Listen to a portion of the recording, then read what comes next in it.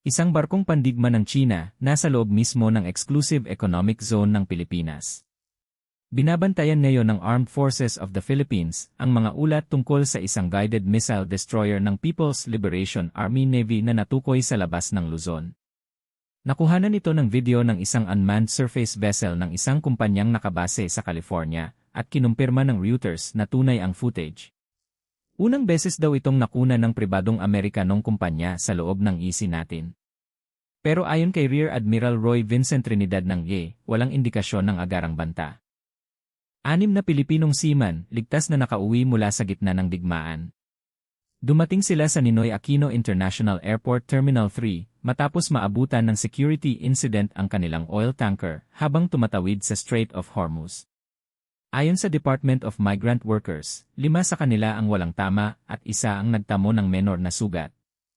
Sinalubong sila ng EFD at ng Overseas Workers Welfare Administration at binigyan ng tulong pinansyal. Pero hindi pa tapos ang problema, mahigit 3,000 Pilipinong seaman pa rin ang nasa 400 barkong naiipit sa Persian Gulf. Pinatigil ng korte ang dagdag sahod ng mahigit 1 milyong manggagawa sa Metro Manila. Naglabas ang Pasig Regional Trial Court ng 20 araw na temporary restraining order laban sa 85 pisong dagdag sa arawang minimum wage. Si Judge Marie Joyce Manungsong ang naglabas nito matapos magpetisyon ang 2 construction company laban sa Sincere Wage Order 27. Ang unang 60 piso ay ipinatupad na noong ika-25 ng Hulyo mula 675 tungo sa 755 piso. Umaangal ang mga grupo ng manggagawa. Nakatakda ang pagdinig sa 3 ng Agosto. Bubuksan na ang tax records ni Vice President Sara Duterte. Pinahintulutan ni Pangulong Ferdinand Marcos Jr. ang Bureau of Internal Revenue na isumite sa Senate Impeachment Court ang tax records ng Vice Presidente at ng kanyang asawang si Manasseh Carpio. Inihatid ng YEA ang mga dokumento, nakalagay sa isang pulang kahon, sa tanggapan ni Senate Secretary Ray Bantog. Kailangan ng pahintulot ng Pangulo dahil sa Section 71 ng Tax Code. Iginiit ng prosekusyon na kailangan ito para malaman kung mayamang hindi tugma sa legal na kita ang Vice Presidente. Makakalaya muna si dating Senador Bong Revilla. Pinagbigyan ng Sandiganbayan 3rd Division ang kanyang petisyon para sa piansa sa kasong malversation, kaugnay ng umano'y Ghost Flood Control Project sa Pandi, Bulacan, mahigit 70 milyong piso ang halaga. Nagpiyansa siya ng 1 milyong piso para sa pansamantalang kalayaan.